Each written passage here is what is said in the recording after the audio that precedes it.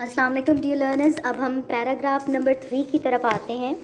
इसको मैं इलाबोरेट करते हुए सबसे पहले तो बताती हूँ कि इसमें उन्होंने अपने सेल्स की अप्रेंटिस जो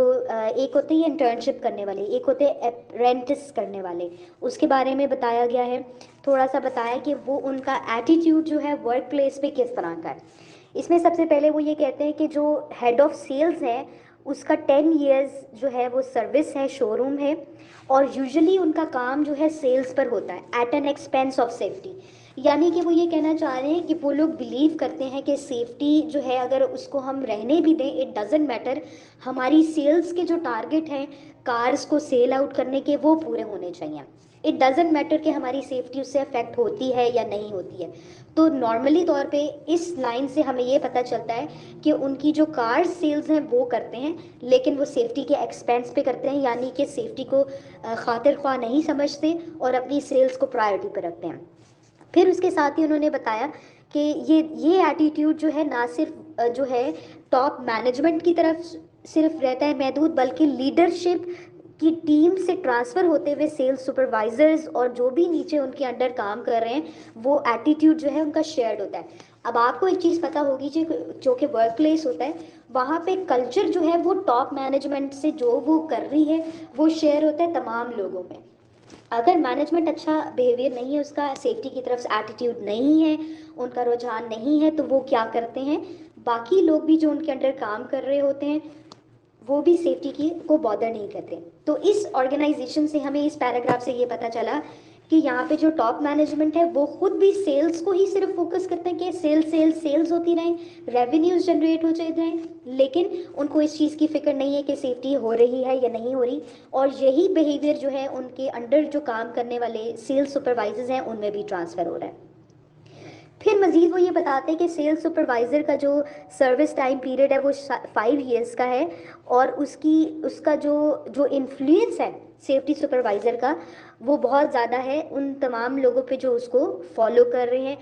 और वो साथ में ये भी बताते हैं कि बहुत इम्प्रेशन उसका बना हुआ है और बहुत इम्प्रेसिव जो है उसका एटीट्यूड है वो अपने बिलो जो टीम में काम कर रहे हैं। फिर ये बता रहे हैं कि जो सेल्स की टीम है अपने जो सुपरवाइज़र हैं उसके साथ बहुत इजी तरीके से काम करते हैं, क्योंकि वो अपनी सेल्स टीम को अलाउ करता है, फ्रीडम देता है कि वो जिस तरह भी अपनी जॉब करना चाहते हैं वो करें, लेकिन अपने टारगेट्स को अचीव करें। अब इस स्टेटमेंट से हमें ये पता चलता है कि ये जो सेल्स सुपरवाइज़र है वो उसकी बज़ाहिर तो पर्सनालिटी बहुत इम्प्रेसिव है और एक इम्प्रेशन भी बना हुआ है, लेकिन ये चीज़ करना कि जैसे मर्जी काम करें और सेल्स टारगेट्स को पूरा करें, ये एक इम्प्रेसिव बात नहीं है, क्योंकि इसमें ये बात आ जाती है कि आप अपनी सेफ्टी को साइड पे रखते हैं और सिर्फ सेल्स टारगेट को पूरा कर रहे हैं। फिर वो ये कहते हैं कि as a result sales team क्या करती है, जैसे ही उन्हें कोई चांस मिलता है वो सिर्फ और सिर्फ अपने बोनसेस को मैक्सिमाइज करने के लिए कुछ भी करती हैं, लेकिन वो अपनी सेफ्टी के लिए कुछ भी नहीं करती। इसके अलावा सेल्स अप्रेंटिस जो है is an attempt to fit in things the humorous to use fire extinguisher. अब एक चीज़ इन्होंने जो ये थर्ड लाइन जो है उसमें ये बता रहे हैं कि जो सेल्स का अप्रेंटिस है, सेल्स अप्रेंटिस का मतलब आपको सबसे पहले पता होना चाहिए, एक बंदा होता है इंटर्नशिप करने वाला, वो बेसिकली सिर्फ देखता है, वर्क प्लेस पे आता है, देखता है, वॉच करता है और सीख लेता है। लेकिन अप्रेंटिस वो लोग करते हैं जो कि बाकायदा एक शागिर्द के अंडर यानी किसी सुपरवाइज़र के अंडर रहकर काम सीखते हैं और ख़ुद भी कुछ ना कुछ करते हैं। तो वो ये कहते हैं कि ये जो सेल्स अप्रेंटिस है, हालांकि वो अभी काम वहाँ पर बाकायदा जो है एज अ सुपरवाइज़र या कोई डेजिग्नेशन उसकी नहीं है, अप्रेंटिसशिप कर रहा है, और उसके लिए ये बात मज़ाहिया है कि किसी भी पर्सन के ऊपर जो है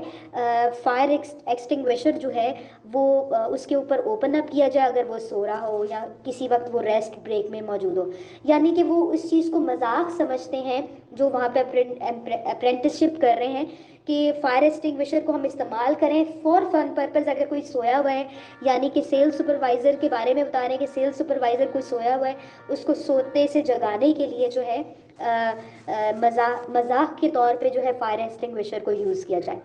और सेल्स सुपरवाइज़र भी जो है वो ना सिर्फ इस चीज़ को उनको इनकार करता है, बल्कि इसको कॉमिकल समझता है, मज़ाहिया समझता है, और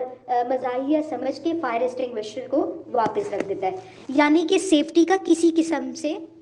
किसी किस्म का कोई लिहाज नहीं है और कोई रूल्स एंड रेगुलेशंस इस तरह के फॉलो नहीं हो रहे। तो इससे हमें ये पता चला कि वहाँ पे एक होता है वर्क प्लेस पे फ्रेंडली एटीट्यूड, एक होता है अच्छा बिहेवियर, पॉजिटिव कल्चर। ये जो कल्चर है ये नेगेटिव कल्चर में आ जाता है। ये चीज़ आपके जहन में होनी चाहिए कि आप मजाक तो कर सकते हैं, लेकिन इस लेवल का मजाक जिसमें इक्विपमेंट्स इन्वॉल्व हैं या मशीनरीज इन्वॉल्व हैं, वो उनको लेकर अगर आप मजाक करें तो इट मीन्स कि आप अपने हाथ में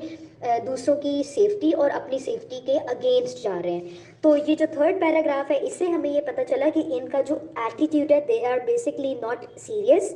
टॉप मैनेजमेंट जो है वो बेसिकली कंसर्न्ड नहीं है इस बात से कि लोअर जो लेवल पे काम करने वाले लोग हैं वो उनके बिहेवियर से असर उठाएंगे और इनको अपने सिर्फ सेल्स टारगेट्स के पड़े हुए हैं। यानी कि they are not focusing any safety, they are only focusing on their sales targets. I hope कि आपको पैराग्राफ नंबर 3 समझ में आ गया होगा।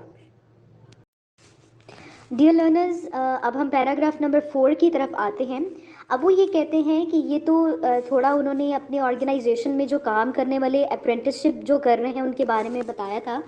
अब वो कहते हैं कि जो अदर मेंबर्स हैं जो उस ऑर्गेनाइजेशन में सेल्स टीम में काम कर रहे हैं वो बहुत सीनियर सेल्स पर्सनस हैं और they are working in the showroom since many years. बहुत टाइम से, बहुत लॉन्ग टाइम से वहाँ पे काम कर रहे हैं और उनकी वहाँ पर बहुत साल काम करने की वजह से बहुत ज़्यादा वो कॉशियस भी हैं और कंसर्न भी हैं कि वहाँ पे सेफ्टी होनी चाहिए। तो इसकी वजह से उनके कुछ कंसर्न्स जो हैं वो ये हैं कि एक तो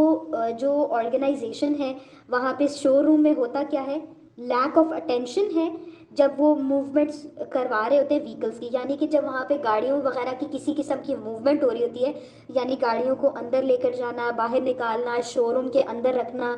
शोरूम के बैक साइड पे लेकर जाना, या किसी भी किस्म की व्हीकल्स की मूवमेंट हो रही होती है, तो जो वहाँ पे काम करने वाले नए लोग हैं वो अटेंशन नहीं इस चीज़ को देते। हालांकि वहाँ पर साइंस भी मौजूद हैं कि मोबाइल फ़ोन्स ना यूज़ किए जाएं जब व्हीकल्स का इस्तेमाल किया जाए। इसके अलावा जो पुराने जो सेल्स रिप्रेजेंटेटिव्स हैं उन्होंने वहाँ पे ऑलरेडी विटनेस किया है कि वहाँ पे नियर मिसेस हो चुके हैं। अब नियर मिसेस क्या होते हैं, यानी कि ऐसे हादसे जो अभी होने वाले थे लेकिन हुए नहीं, लेकिन उनमें पोटेंशियल था कि वहाँ हादसा हो जाता। फिर उन्होंने ये भी ऑब्जर्व किया कि वहाँ पे जो नए लोग काम करने वाले आए हैं वो अपना काम जल्दी जल्दी यानी कि रशिंग द जॉब जल्दी करने के लिए काम करते हैं, जिसकी वजह से नियर मिसेस होते हैं। और इसके अलावा वो फ़ोन्स का इस्तेमाल कर रहे होते हैं जब ड्राइविंग कर रहे होते हैं। आपको ये चीज़ पता है कि ड्राइविंग के वक्त आपका फोकस सिर्फ ड्राइविंग पर ही होना चाहिए, या वहाँ ऐसी जगह पे जो कि कन्फाइंड एरियाज़ हैं या कन्फाइंड एरियाज़ नहीं हैं, या जैसे शोरूम्स एक ऐसी कंजस्टेड एरिया होते हैं वहाँ पे आपने मोबाइल फ़ोन्स का इस्तेमाल नहीं करना। इसके अलावा वो कार की स्पीडिंग वगैरह भी करते हैं। अब आपको पता है शोरूम में इतनी ज़्यादा स्पेस तो नहीं होती है, अगर कोई वहाँ पे वर्कर जो है कार्स की मूवमेंट करवाते वक्त स्पीड करता है कार को, तो that is a wrong attempt जिससे कोई हादसा भी हो सकता है।